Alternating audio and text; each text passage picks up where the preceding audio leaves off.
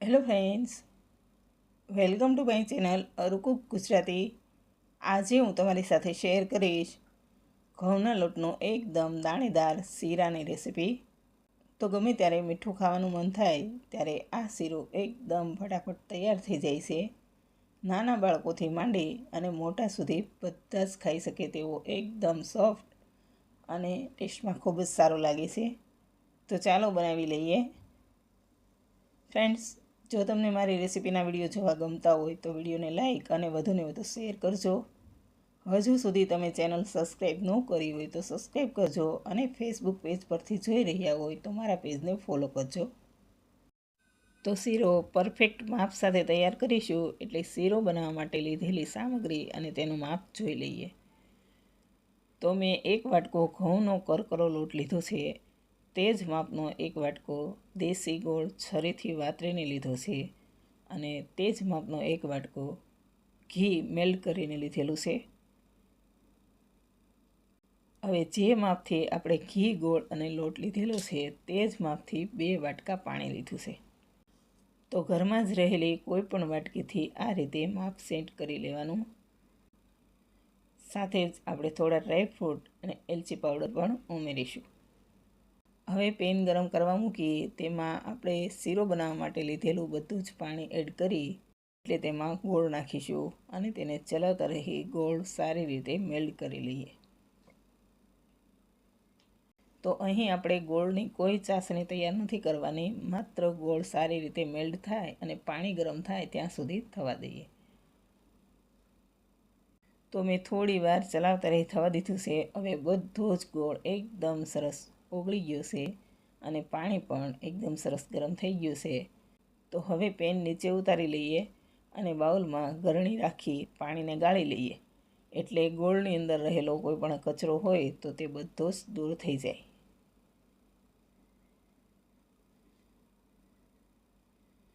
હવે બીજું પેન ગરમ કરવા મૂકીશું અને તેમાં 1 ચમચી ઘી નાખીશું.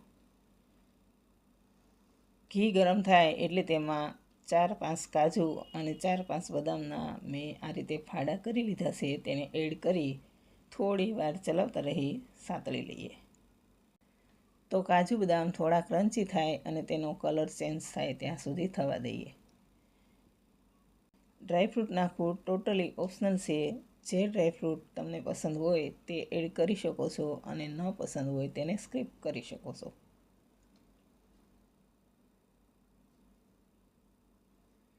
જો તમે નાના બાળકો કે વડીલો માટે આ શીરો બનાવી રહ્યા હોય તો ડ્રાયફ્રૂટને મિક્સર જારમાં ક્રશ કરી અને શીરામાં એડ કરી શકો છો. તો મેં થોડી વાર થવા દીધું છે અને હવે ડ્રાયફ્રૂટનો કલર ચેન્જ થઈ ગયો છે અને એકદમ સરસ ક્રન્ચી થઈ ગયા છે. તો તેને પ્લેટમાં લઈ લઈએ. હવે પેનમાં આપણે લીધેલું બધું જ ઘી એડ કરીશું.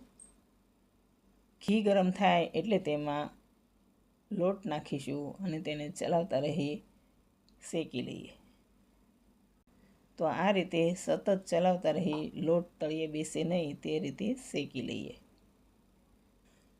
આ શીરો બધા જ બનાવી શકે તેવો એકદમ સરળ રીતે તૈયાર થઈ જાય છે. નાના મોટા બધા જ ખાઈ શકે છે. ટેસ્ટમાં ખૂબ સારો લાગે છે અને હેલ્થ માટે પણ ખૂબ જ સારું છે. તો હવે ધીમે ધીમે લોટ શેકાઈ રહ્યો છે, તેમાં ઘણા બબલ્સ થઈ રહ્યા છે. હજુ તેને ચલાવતા રહી લોટનો કલર ચેન્જ થાય અને ઘી છૂટો પડે ત્યાં સુધી થવા દઈએ. તો આ રીતે સતત ચલાવતા રહી મીડિયમ ફ્લેમ પર જ લોટને શેકી લેવાનો, એટલે લોટ એકદમ સરસ શેકાઈ જશે અને તળિયે બિલકુલ બેસશે નહીં. તો હવે લોટ એકદમ સરસ શેકાઈ ગયો છે. પહેલાં કરતાં તેનો કલર ચેન્જ થઈ ગયો છે અને ઘી પણ છૂટું પડી ગયું છે. તો આ રીતે ઘી છૂટું પડી અને ઉપર આવી જાય એટલે લોટ એકદમ સરસ શેકાઈ ગયો છે. અત્યારે લોટ શેકાવાની એકદમ સરસ સુગંધ પણ આવી રહી છે. તો હવે ગેસની ફ્લેમ સ્લો કરીશું અને તેમાં આપણે જે ગોળનું પાણી તૈયાર કરેલું છે તે ધીમે ધીમે એડ કરીશું અને સતત ચલાવતા રહીશું, એટલે શીરામાં બિલકુલ ગઠ્ઠા ન પડે અને સારી રીતે ગોળનું પાણી લોટમાં મિક્સ થઈ જાય. તો હવે તેને સતત ચલાવતા રહી થવા દઈએ. થોડી જ વારમાં બધું જ પાણી લોટમાં એકજૂથ થઈ જશે. તો આપણે પાણીનું માપ એકદમ પરફેક્ટ લીધેલું છે, એટલે થોડી જ વારમાં બધું પાણી લોટમાં એકજૂથ થઈ જશે. તો સતત ચલાવતા રહી થવા દીધું છે અને તમે જોઈ શકો છો કે ધીમે ધીમે બધું જ પાણી લોટમાં એકજૂથ થઈ ગયું છે. હજુ તેને ચલાવતા રહી પેન છોડે અને ઘી છૂટું પડે ત્યાં સુધી થવા દઈએ. તો બનાવવામાં એકદમ સરળ અને ટેસ્ટમાં ખૂબ જ સારો આ શીરો તમે કોઈ પણ ઋતુમાં ગમે ત્યારે બનાવી અને ખાઈ શકો છો.